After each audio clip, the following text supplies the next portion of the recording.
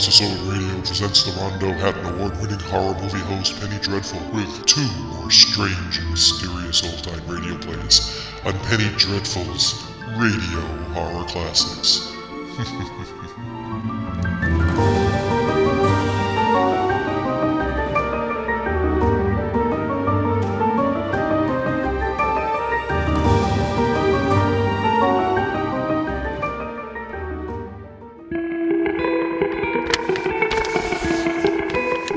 Let's see. Oh, this looks good. Venus is 114 million miles away from the Earth. The average temperature on Venus is about 900 degrees Fahrenheit. I better bring lots of suntan oil. Oh, hello, my dreary ones. You just caught me planning my summer vacation. You know, with climate change and all the crazy weather on Earth, I'm looking for a new planet to visit. I thought about Uranus, but this is a family radio show. Wait, I think I've got it. It says in this brochure that Mars is heaven. Temperatures average 70 degrees in the summer. Why, that's perfect. Let's listen to another classic Ray Bradbury story on Dimension X from January 7th, 1951. Let's really see if Mars is heaven.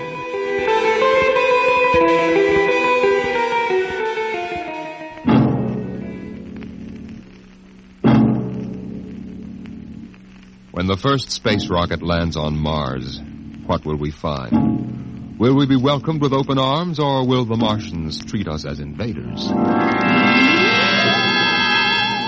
Only one thing is certain. Someday a giant metal ship will take off from Earth to travel through the black velocities, the silent gulfs of space, to descend at last into the darkness of the upper Martian atmospheres. And on that day, man will finally know the answers.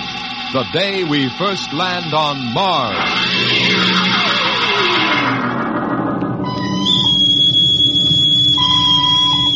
Now hear this. Now hear this. Approaching critical deceleration. Fasten gravity suits. Stand by to land. Mr. Lustig, what do you make of the terrain? There seems to be a heavy ground, Miss Captain. We won't be able to use our infrared lights. And we'll have to come in on radar. Wasn't that a little risky, sir, landing in the dark? I'd rather run the danger of a blind landing, Lieutenant, than come in without the cover of darkness.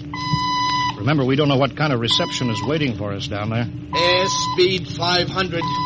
Altitude now 4,000. Bridge to engine room. Stand by for deceleration. Engine room, aye. Fire forward tubes 1 and 3. Aye. Skids down. Skids, check. Altitude 500. 4. 350. 3. Up a point now. All right. Let's set her down. Look out! Cut the power. Master's pipe battle stations. Aye, sir. All secured, sir. Well, we're on Mars. April 20th, 1987. 4:33 Greenwich time. Enter that in the log, Masters. Aye, sir. Well, gentlemen, it's less than 2 hours till dawn. As soon as it's light, we'll send out a landing party. Masters, get me an all-over hookup. All set, Captain. Now hear this. Now hear this. All right, men. The smoking lamp is lit. We're 17 men on an alien world. And it's up to us whether we ever get home again. Next few hours should tell the story. And I want instant obedience to all commands.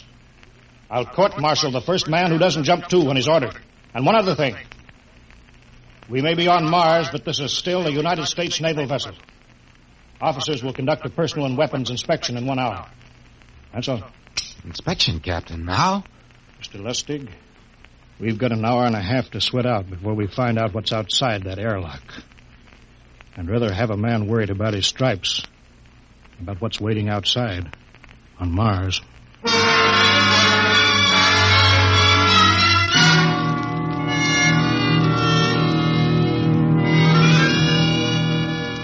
Now hear this. Landing party report to forward airlock. Captain Black, Lieutenant Hingston, Lieutenant Lustig, and Dr. Horst report immediately to forward airlock. It is now landing time -5.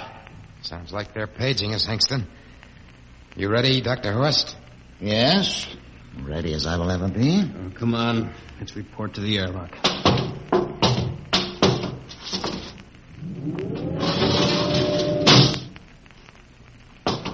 4 minutes to go. Hey, where's the captain?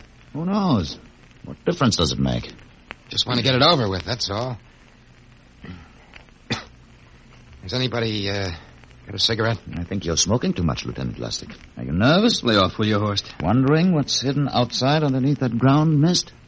Very unusual planet, Mars. Why? It has an atmosphere. Wonderful thing, an atmosphere. Where you find one, you find life. You mean Martians? What do you think they'll look like? Who knows? Intelligent life can take many forms. You mean they may have green skins and eyes on stalks or something? The comic book conception is possible. Or they may have developed to a point that is far beyond us. Perhaps they have a science that can produce weapons far more dangerous than our atomic missiles. You think we may have to fight our way out? After all, we are invaders. Now hear this. Landing time -2. Landing All time right. -2. We heard this. I know what I'd like to find outside that airlock. Good old Illinois. You ever been there, Lustig? Only Chicago. Well, you ought to see my hometown. Green lawns, big white houses. Sounds like my hometown. My grandmother used to have one of those iron deers on the lawn. Every Halloween we'd paint it another color. One time we painted it black and white like a Holstein cow. Where does your family live, Horst? I have no family. When I was a child, they were gassed to death in the Dachau concentration camp. That's tough. Oh, it has its advantages. I have no ties on Earth. Nothing to lose now. I imagine I'm the only one on board who is free to enjoy our present peculiar position. All right, Lustig. You can button it up now. Aye, sir. Now, gentlemen, in 1 minute we'll be the first men to set foot on Mars. Quite an honor, eh? As long as the medals are not awarded posthumously. Still uneasy, Dr. Horst? Captain Black, I've been uneasy ever since I can remember. On Earth and on Mars. Now, 30 seconds. Give me the intercom phone, Lustig. Masters? Aye, sir. Battle stations to be manned till we return. If we're not back in 2 hours, I want no rescue party sent out. Blast off and save the ship, you understand? Aye, sir. All right, gentlemen. 5 seconds. 4, 3, 2, 1. Lustig, open the outer airlock.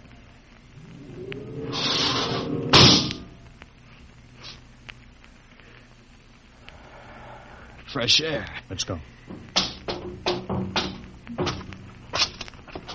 Hold it now. It's too dark to move fast.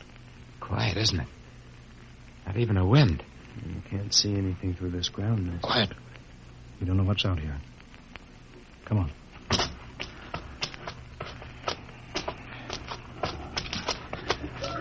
What the... Quiet! Captain, I could swear that sounded like a rooster. I don't hear it anymore. A very unlikely sound. A rooster crowing on Mars? Kingston. Aye, sir. Set that machine gun 25 yards to the flank. We'll stay here till the ground mist lifts. Aye, sir. What do you make of the ground, Horst? Grass. Plain grass. You can see some large foliage.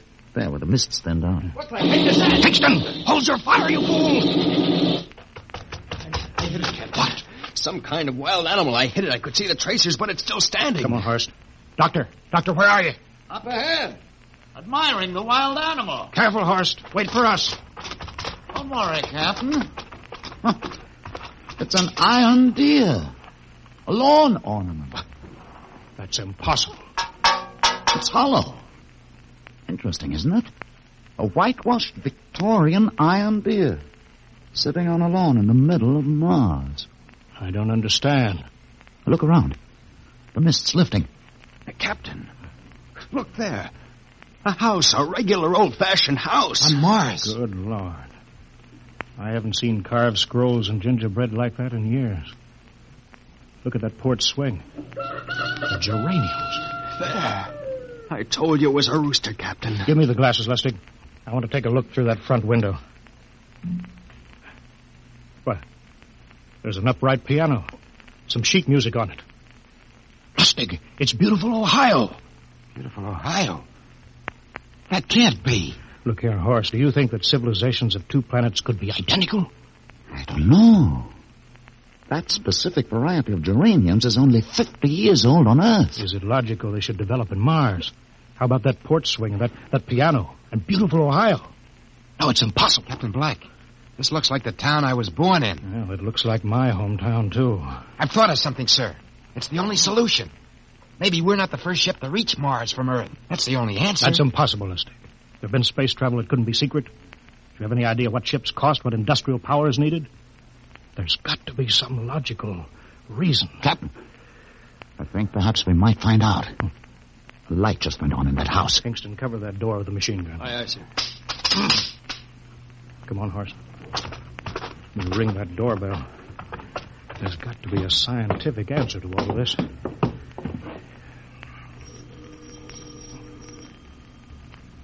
There's something moving in there. Stand back, Horst. Give me a clear shot. Maybe a Martian. Can I help you?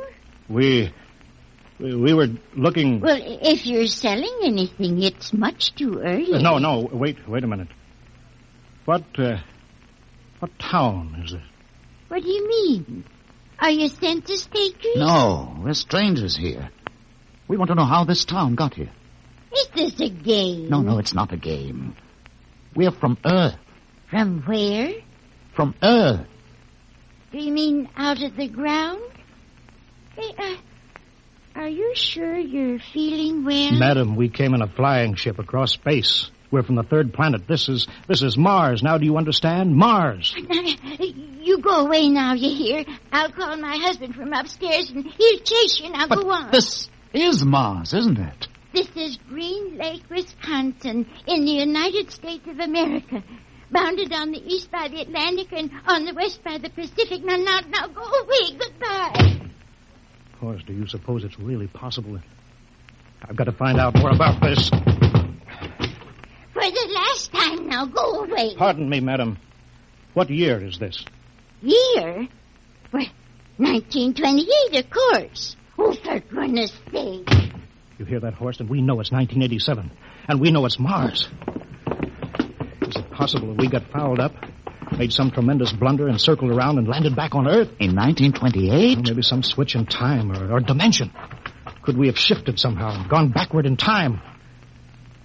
Horst, it won't hold water. It's not logical. We've checked every mile. We went past the moon and out into space. We're on Mars. Find out anything, Captain? No, we're going back to the ship till I figure out some logical explanation for all this. Lustig, out at point. Aye, sir. Hingston in the rear. Keep that gun at half load. Aye, sir. Horst, there's got to be some cold, logical solution. Captain. What? That house down the street. The white one with the green shutters. Lustig, what's the matter? I never thought. Thank God. Thank God. Lustig, come back here. He's running for that house. That crazy fool, after him quick. Lustig, stop! Come down off of that porch. Grandpa! Grandpa! Lustig, what the devil do you think you're cropped? Grandma and Grandpa, it is you. Lustig, what's going on here? Albert, why, it's been so many years. How you've grown, boy. Oh, it's so good to see you. Lieutenant Lustig. Oh, Captain. Grandma, I want you to meet my friend. This is Captain Black. Captain, I want you to meet my grandfolks. Howdy. Any friends of Albert's is friends of ours. How long you been here, Grandma? Oh, good many years. Ever since we died. Ever since you what? Oh, yes, sir. They've been dead 30 years. What? You mean to tell me that Mars is heaven? Oh, nonsense, no. All we know is here we're alive again. And who are we to question God's infinite ways?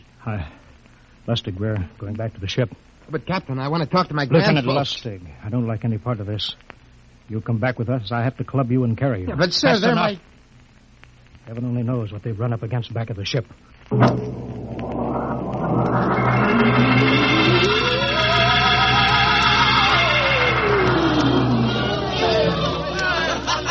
Horst, look at that crowd around the ship. Looks like we're being welcomed with a celebration, Captain. Celebration? They've abandoned ship. Every port is open. No guards yet. You, Masters. Hiya, Captain. Meet my old dad. Dad, that's Captain Black, and he's not a bad guy for an officer. Of all the... Hingston!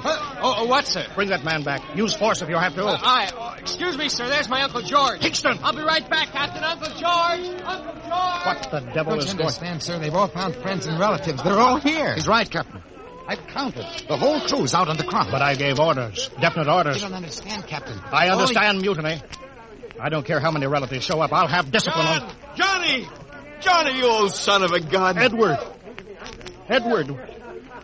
It's you. It can't be. Of course it is. Johnny, you old son of a gun. Edward. Dr. Horst, this is my brother, Edward. How do you do? Hello. It's wonderful to see you, Edward. Look, I've got to get back to my ship. Hey, I almost forgot. Mom's waiting at home. Mom? And Dad, too. Mom, Dad are alive? Excuse me, Horst. Then you're real, Ed. Don't I feel real? How's that, huh? Ed. Hey, we've got lunch for you, Johnny. Mom's making corn fritters. Dr. Horst, haven't you found anybody? No, Captain. I have nobody. Then you come on home with me, right, Ed? Sure, you bet. Horst, you wouldn't believe it, but it's been 35 years since I had Mom's corn fritters. By George. 35 years.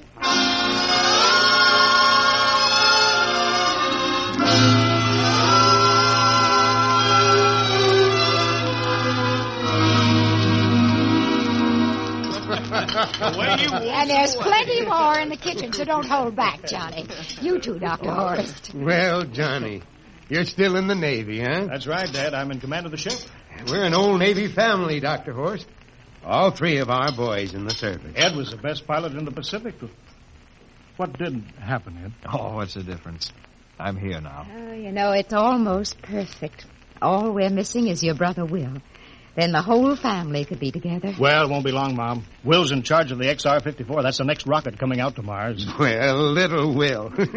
When does he leave, Johnny? Takeoff scheduled for September, but it depends on what we report. There's no question about that now, eh? Christmas together again. That'll be something, huh? Yes, sirree. Well, this calls for a celebration. How about a little of the old dandelion wine, eh, Johnny? Now, Father, don't you go giving Johnny too much wine. Oh, he's a big boy now, Mother. Well, sir, isn't everything just fine? Just fine.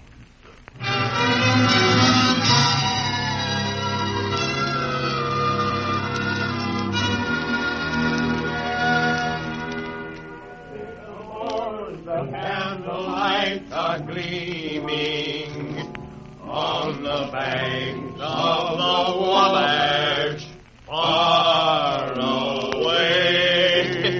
Hey, we have play another song. Sure, Well, Dr. Horst, what do you think of my little family, Very nice. You know, I can't understand why you didn't find any folks here, Dr. Horst. It's just a shame. Everybody else is so happy. I never remembered my family, Mrs. Black. All I know is they were gassed at Dachau during the Second World War. When I was liberated, I was in delirium 3 months. I cannot remember anything before then. A psychiatric phenomenon. That's terrible. Isn't there anything anybody can do? I don't want to remember. Oh. I haven't had a pleasant life. I prefer to be free of emotional entanglements. They interfere with a scientific approach. I'm sorry, Dr. Horst. Oh, I'll get it. Hey, that's our ring, long and 3 shorts. I remember that. Well, maybe we'd better call it a night. You must be getting tired, Johnny. I'd better be going back to the ship. Oh, nonsense. You stay the night. We insist. Oh, I just couldn't rest thinking of you all alone on that ship. Oh, I'll be all right. Well, good night. Oh, wait a minute, Dr. Horst. That phone message was for you. Me? Yeah, that's right. A message from Anna. Anna? I don't remember any Anna. she asked if you were better. Well, perhaps she's someone you knew at Dachau. Anna? She said she's coming over here first thing in the morning. So you'll have to stay over. Yes, well, but... that settles it then. You stay here, Horst. You can bunk with me in my old room. Oh, but Johnny, we thought you'd like to be with Edward. So you could talk the way you used to. Well, we can't put Dr. Horst in the daybed. I think we better share the room tonight. There'll be plenty of time for talking, Ed. I guess so. Well, I suppose I better drop back to the ship. You know, Ed, security check. Well, why do you have to do that here? Well, I don't know. There's no good reason, I guess. Well, suppose we skip it tonight. Oh, sure. Good night, everybody. Oh, it's good to have you home, Johnny. It's good to be home, Mom.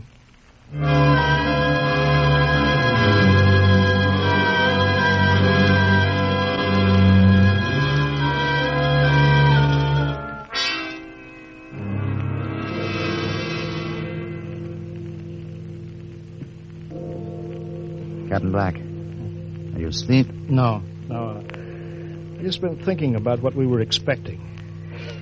Green-skinned Martians with eyes on stalks. All the time it was only Mom and Dad and Edward waiting. It's funny what tricks your imagination can play on you. Yeah, I guess Mars is heaven, Horst. I've been thinking about Martians, too. Yeah. Captain, just suppose there were Martians, and they saw us land. Suppose they thought of us as invaders. What would be the best weapon they could use against our atom bombs? I don't see what you're getting at. They would want to disarm us first, to wipe out all suspicion, to make us feel at home. But suppose this house isn't real. Suppose the people are just images, stolen from our own memories by Martians, created for us by telepathy, hypnotism. That's the craziest theory I ever heard. Maybe that's why there was no one for me. Because in all my life there is no happy memory, no real loved person. How about that phone call from Anna? Yes, Anna. I didn't remember who she was, but I do now. I just remembered. When I was freed from Dachau, sick, delirious, I raved about a wonderful, kind nurse named Anna that took care of me. There you are. It's logical. She's coming to see you tomorrow. But there was no Anna. I'd been nursed by a man. What? Anna was only a dream. And there's only one way they could have learned about her. By reading my subconscious mind. But that's impossible, Horst. Why? The whole crew was thinking of home. Suppose the Martians read our minds. Yes, but if there are Martians... If there are, they have us separated. Each man in a different house. Sleeping. Trusting. No one at the guns. I left my pistol downstairs. Do you think there's something to this, Horst? It's a... Who would suspect his own mother? His grandparents? How easy. Just a knife in the heart of each sleeping man. It's impossible, Horst. We've got to get back to the ship. Listen. The crickets have stopped. Come on. We don't know when they change back to. Whatever they really are. Where are you going, John? Ed, well, we wanted to drink of water. That's all, Ed. You're not thirsty, John. You don't want to drink. You don't want to drink. His face, it's changing. And his hands, he's a Martian. Run, Horst, run. Get away, John. You can't get away. This way, Horst. Horst, where are you?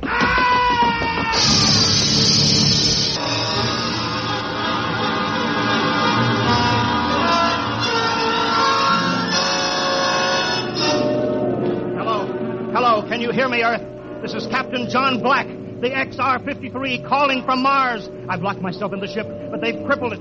I can't take off or fire the guns, and they're coming for me now, the Martians. I'm all alone here. All the rest are dead. Hinkston, Lustig, Dr. Horst. Poor Horst, he didn't even reach the door. Listen, they're trying to break through the hull now. Edward and Mom and Dad and all the folks. But they're changing now. Melting and changing back into... They're Martians. Can you understand me? Martians, not men. They made us think that Mars was heaven and we fell into the trap. Can you hear me, Earth? You've got to stop the next rocket. Tell my brother Will. Tell my brother Will not to come. They'll trap him, too. They'll kill them all. Hello! Hello! Can you hear me, Earth? This is John Black on Mars. Hello, Earth. This is John Black on Mars.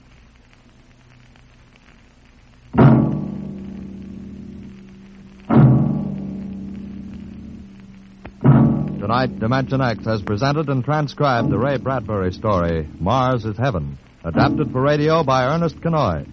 Featured players were Wendell Holmes as Captain Black and Peter Capell as Dr. Horst. Your narrator, Norman Rose. Music by Albert Berman, engineer Bill Chambers. Dimension X is produced by Van Woodward and directed by Edward King. Robert Warren speaking. Dimension X.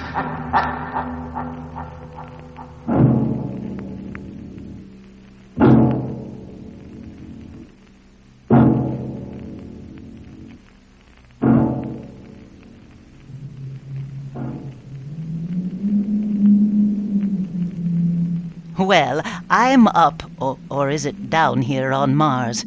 I can't find the Ramada Inn where I booked a room. Well, the people are friendly and they're eager to give me a room. Well, while I look at Martian MapQuest, let's stay on Mars for a little while longer and listen to another Ray Bradbury story about Mars. The EARTHMEN, airing on the radio show Escape from July 25th, 1951. Listen. You, finding life rather dull, dreaming again of exotic places, wishing you were somewhere else? We offer you Escape.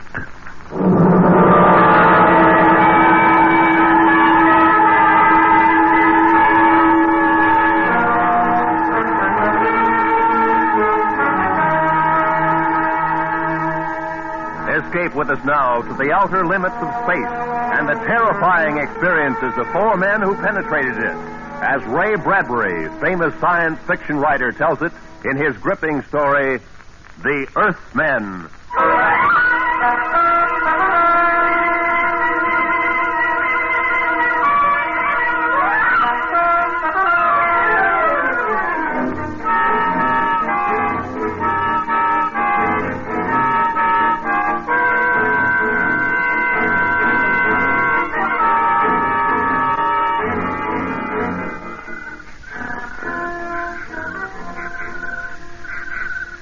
You ready, Clitheroe? Yes, sir. Communication number 1. Mission accomplished. Yes, sir. You better make sure you pause after that. Give them a few seconds to get over their excitement down there. They'll go crazy. Be bigger than New Year's Eve. New Year's Eve? Be bigger than the armistice. Only one celebration will top it in our lifetime. What's that, sir? The one they throw when we get back. All right, now where was I? Mission accomplished. Yeah. First rocket expedition to Mars landed upon Mars 12:03 Earth time. Estimated position of landing, approximately longitude 345 degrees, latitude -7 degrees. Yes, sir. Landed without incident at edge of forest. Atmosphere, what's a good word to say it's all right for breathing? Optimal? Yeah. Found atmosphere optimal. Descended from rocket. Captain Williams. Yeah? Prescott, sir. I see Prescott. He's running this way. Running? Something after him? No, he's just loping along. I think he's smiling. Keep your binoculars on him. Sound off. It looks like he's in trouble. Descended from rocket. Sent Lieutenant Prescott on reconnaissance mission. Dugan, Prescott all right? Yes, sir. Want me to yell to him? No, just stay up there and watch him. Morale high. Commend efficiency and discipline of entire crew. Lieutenants Prescott and Dugan, Sergeant Clitheroe. Thanks, Captain. There's enough glory for all, Sergeant. Any chance of sending that in now? Not for 2 hours. Channels won't be clear for voice communication until 3 o'clock Earth time. They don't even know yet that we made it. I'd like to be down there when they get that message. What excitement. Sirens, bands playing, artillery salute. Here's Prescott, sir. Good. Come on down, Dugan.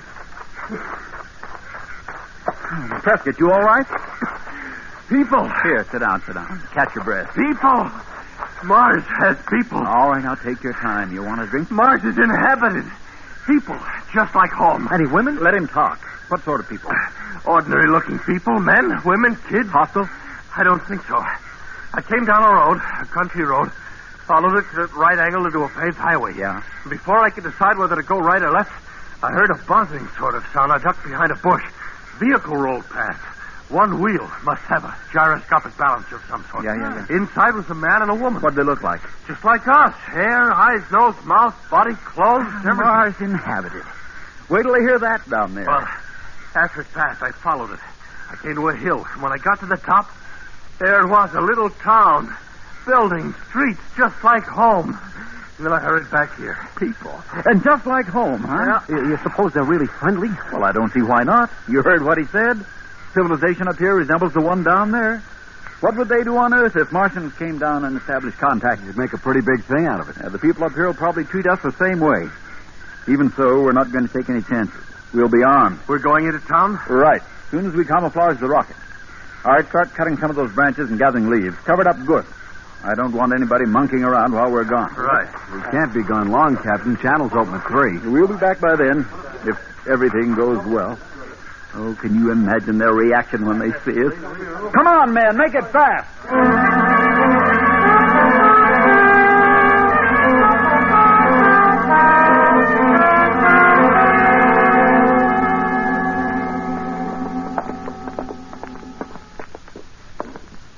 All right, men, dress it up.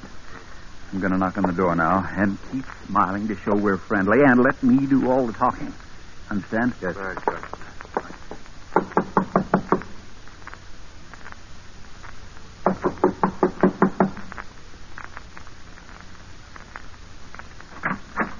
Yes, what do you want? You speak English. I speak what I speak. What do you want? Martian speaks English. We're from Earth. I'm Captain Williams, commander of the first expedition to Mars. And you are the first Martian we've met. Martian? What I mean to say is you live on the 4th planet from the sun, correct? Well, everybody knows that. Well, we're from Earth. Where? It's never been done before. What hasn't? How is it you speak such good English? I'm not speaking, I'm thinking. Telepathy. Now, what is it you want? We're from Earth. From Earth. Some other time, Mac. I got my own problems. How do you like that? You didn't look very bright. I know, but... Well, try it again. Knock on the door. I'm in command here, Dugan. I'll do all the thinking. Yes, sir. I'll knock on the door and try it again.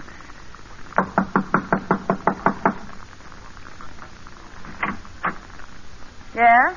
Oh, excuse me, ma'am. Was that your husband I was just talking to? Yes. He shut the door so quick I never got a chance to explain. Oh, I'm sorry, but he is busy. Can I help you? Are you strangers in town? I'll say we are. We're from Earth. Earth? The planet Earth. Maybe you have a different name for it. The 3rd in order from the sun. We came in a rocket. Almost 60 million miles through Don't space. come near me. I just want to shake hands. You and your husband are the first people on this planet we've Don't seen. come near me. You don't understand. We're from Earth. We came in a rocket. We came in a rocket.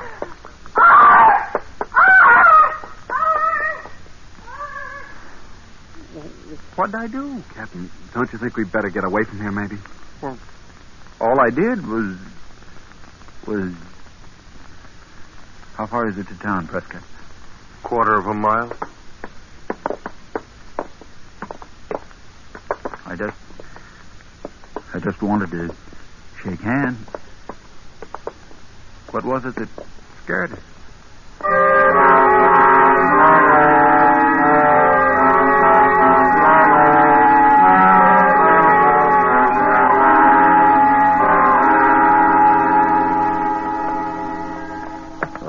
All right for us to smoke, Captain? Sure, smoke, yell, unbutton your buttons, do whatever you want. Doesn't seem to make any difference. Nobody's paying any attention to us anyhow. You'd think these people had visitors from Earth every day. Nobody even turns around to look at us. Can I say something, Captain? Yeah? We can't blame them for ignoring us, sir. We look just the same as they do. For all they know, we're just a few Martians ambling through the town square. We ought to take a chance and try telling someone else. We've told 3 of them already. Back at that farmhouse, the man ignored us and the woman screamed and ran away. And that girl we told fainted. Captain, looks like a bar or a soda fountain in here. Would it be all right if we went in and had something to drink? Yeah, why not?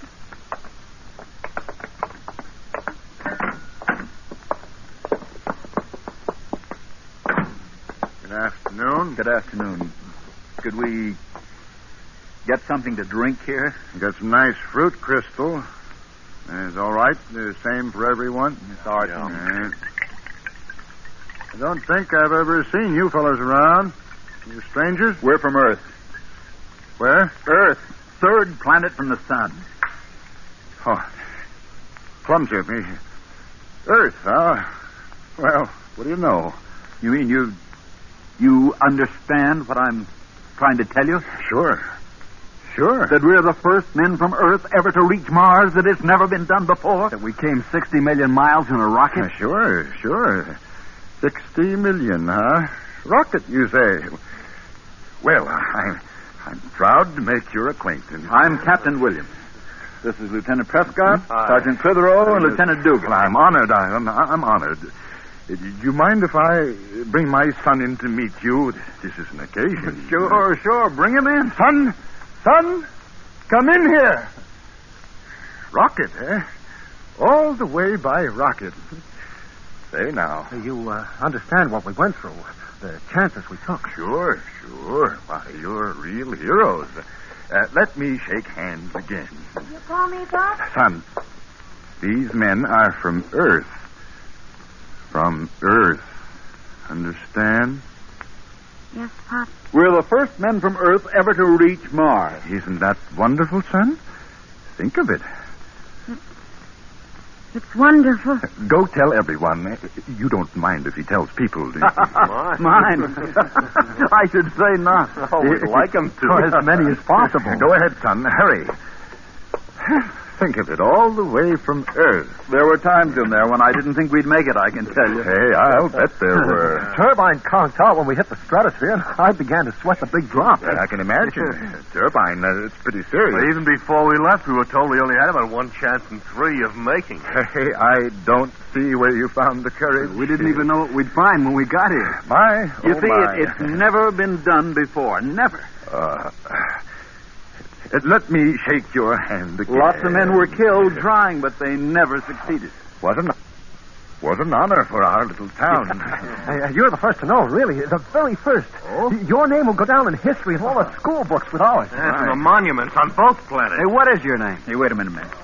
Hold on. What's up, Skipper? Outside. All those people. Looks like the whole town. Why, they must have heard the news, the glorious news from my son. Yes, they've come to welcome you. Hey, hold your fire, men. Welcome.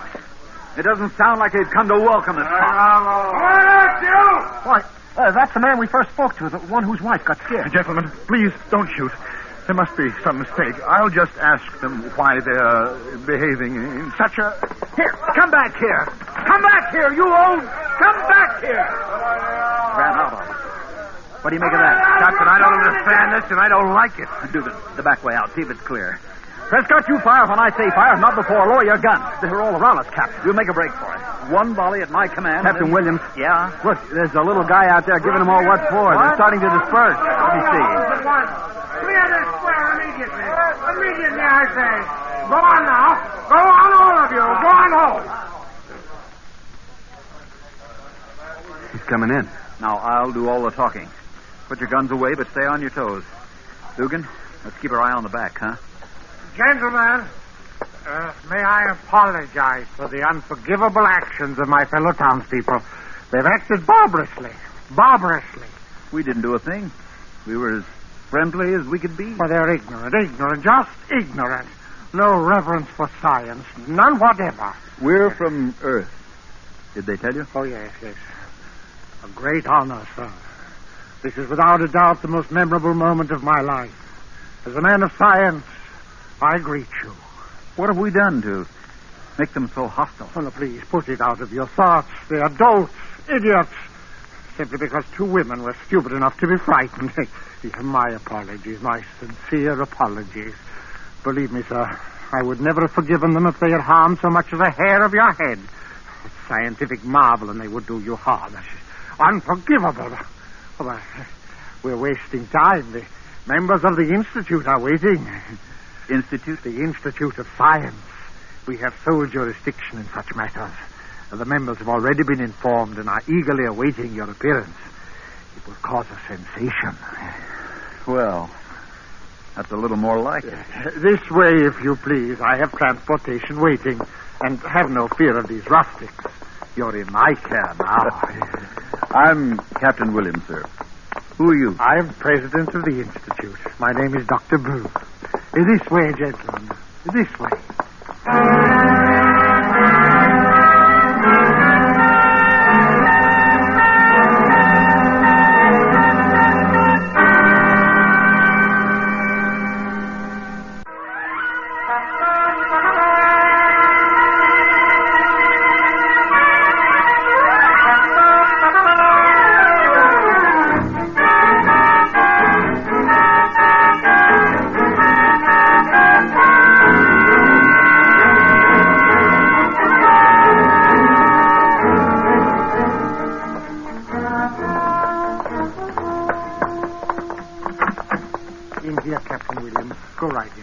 I won't make a speech, you understand, just a few informal remarks. Well, the members of the Institute will listen to you with the greatest interest, no matter how informal your remarks. Go right in and make yourself at home. Thank you, Doctor. I'll keep it short. We have to be back at our rocket by 3 o'clock our time in order to communicate with Earth. Yes, you told me. Yes. Go right in. I'll join you very soon. Thank you. After you, men. He's a nice fellow. Wow. What an auditorium. Yeah. Must be hundreds of people here. I wonder how they managed to get them together at such short notice. Straighten up, men. They're looking at us. Good afternoon. Good afternoon. I am Mr. Earl. And I'm Captain Jonathan Williams of New York City, on Earth.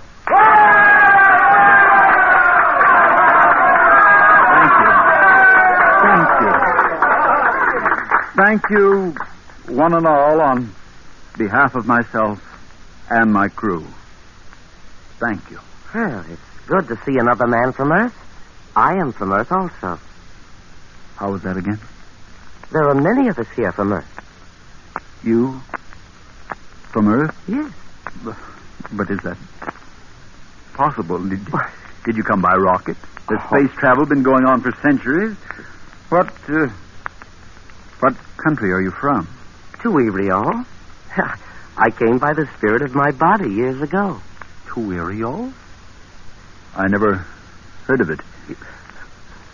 What was that about the spirit of your body? Well, what do you mean there are many of us here from Earth? Not only from Earth. He's from Jupiter. He's from Saturn. Jupiter? Saturn?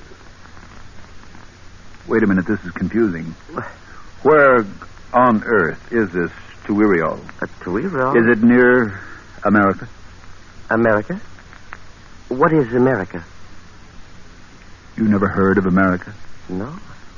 You say you're from Earth and you never heard of America? Earth is a place of seas and nothing but seas. There is no land. I am from Earth and I know. Earth is a place of all jungle. I am from Orion Earth, a civilization built of silver. Silver? Men, come over here a second.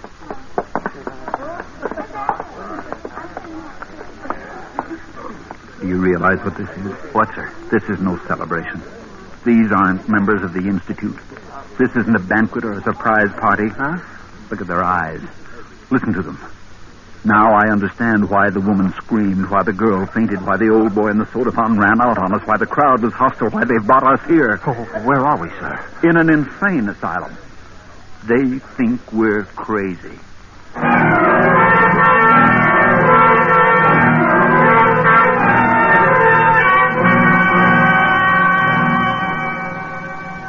Clitheroe, try the door again. I just tried it, Captain. It's still locked. Go right in, gentlemen. The members of the Institute will listen to you with the greatest interest, no matter how informal your remarks. I'll bet they've been listening, all right. I'll bet they've had us under observation ever since we entered this building. Captain, look. What? You ought to take a look. That woman who said she was from Earth, too. A blue flame is coming out of her mouth and then turning into the shape of a small naked child. You think that's something?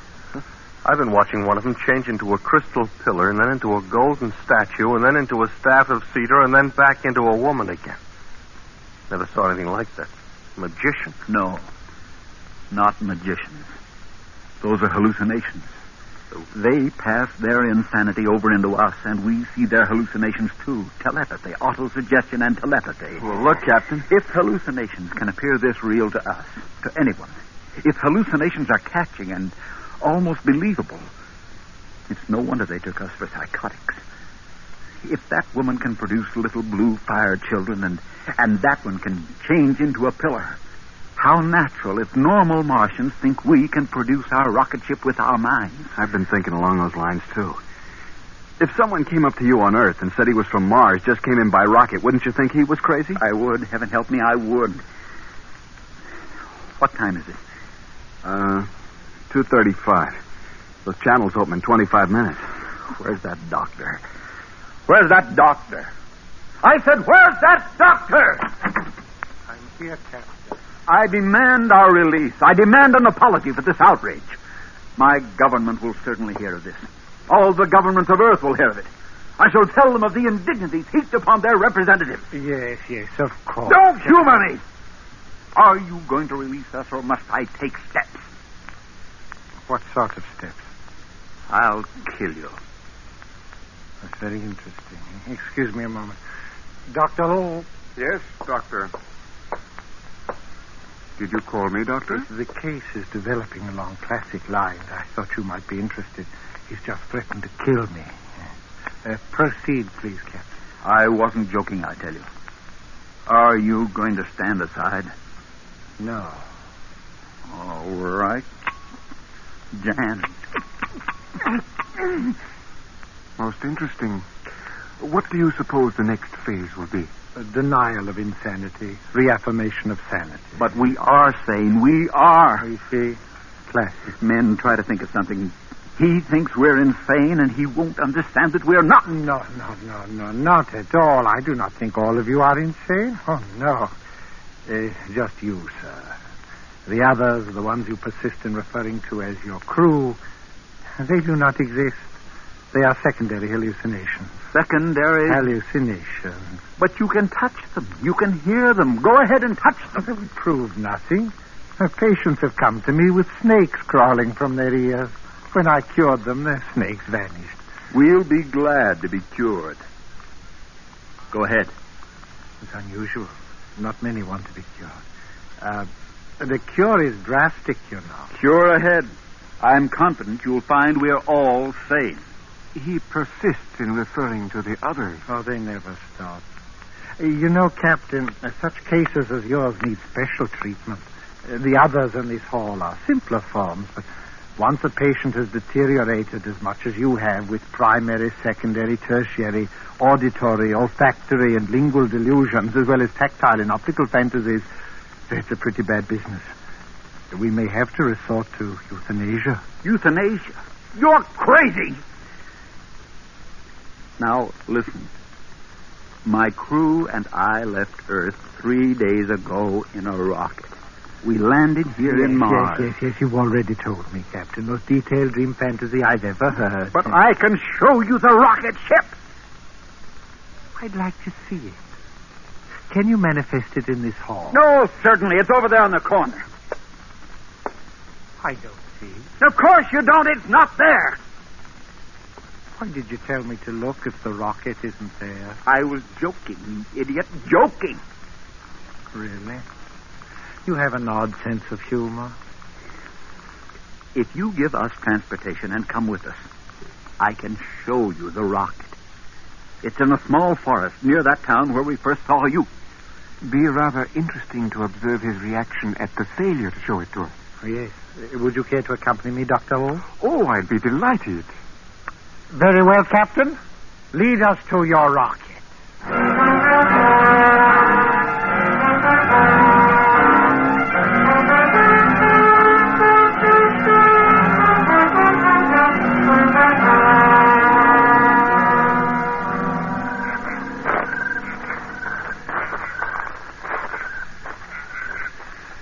Here it is.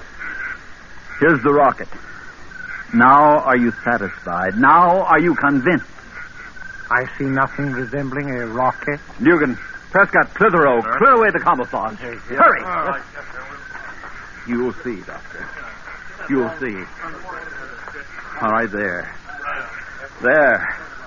Okay, men, that's enough. There you are, Doctor. That's the main hatch. Now, are you convinced? Wonderful manifestation. Wonderful.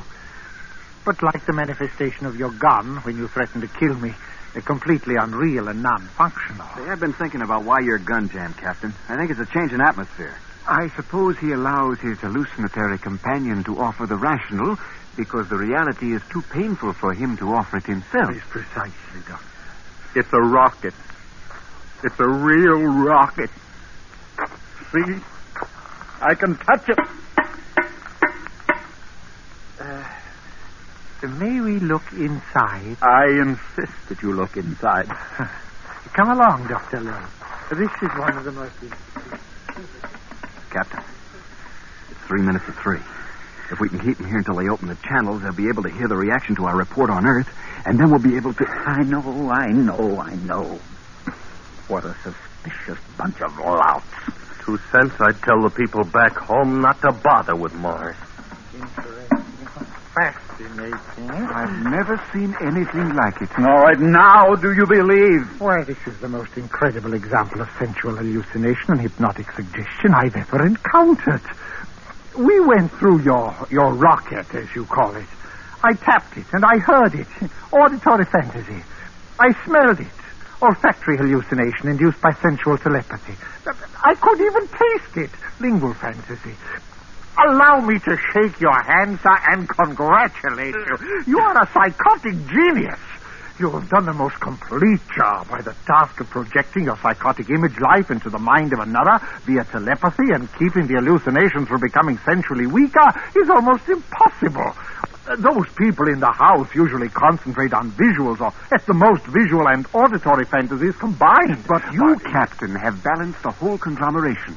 Your insanity is beautifully complete. My insanity? Yes. What a lovely insanity. Metal, rubber, foods, clothing, fuel, nuts, bolts, 10,000 separate items we've checked on your vessel, sir. Never have we seen such a complexity. Why, there were even shadows under the bunks and under everything. Such a concentration of will. Let me embrace you, sir. I'll write this into my greatest monograph. I'll speak of it at the Martian Institute next month. Doctor, he's incurable, of course. Of course. You poor, wonderful man. You'll be much happier dead. What? Have you any last word? Wait, no, don't shoot. Oh, you poor, sad creature. I'm afraid you are far beyond any psychiatric therapy. You're an incurable case. No. I shall put you out of this misery which has driven you to imagine this rocket and these 3 men. I did not. It will be most engrossing to watch your 3 friends and your rocket vanish once I've killed you. Doctor. And then I will write a paper on the dissolution of neurotic images from what I observed here today. I'm from Earth. My name is Jonathan Williams, and these men are... Yes, I know. From Earth. Honest. Captain Williams. They continue to exist. Superb. Hallucinations with time and spatial existence.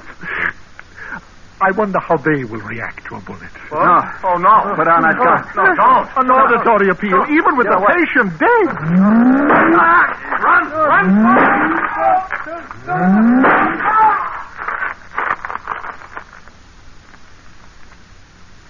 They still exist. And so does the rocket. Phenomenal. Such persistence of the psychosis. First time I've ever observed it post-mortem. But it will fade. It will all fade. Interesting, wasn't it? Well, shall we be returning to the Institute? I should like you to explain certain aspects of the case to the members of my department. Oh, gladly, my boy, gladly. You see, this patient...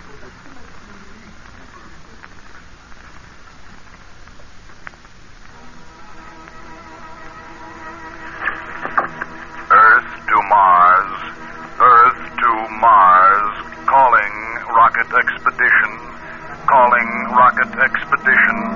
Do you read me?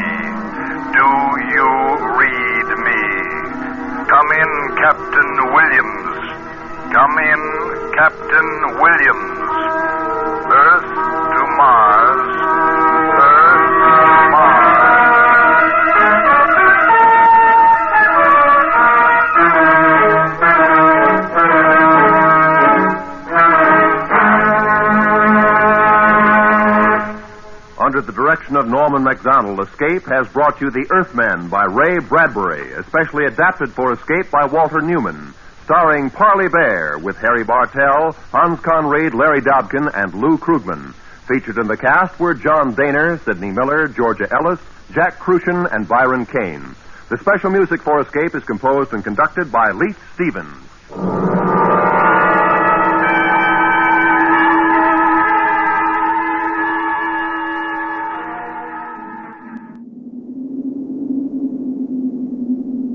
What do you mean? The Ramada Inn is closed for the summer to make pool repairs? Are you kidding me? I can go to... Well, that's not very nice. Well, my dreary ones, I have to look further for accommodation. The people stopped talking to me after I told them I was from Brockton. I get a similar response when I'm in Whitman. Oh, well, time to say Betty-bye. Sweet nightmares.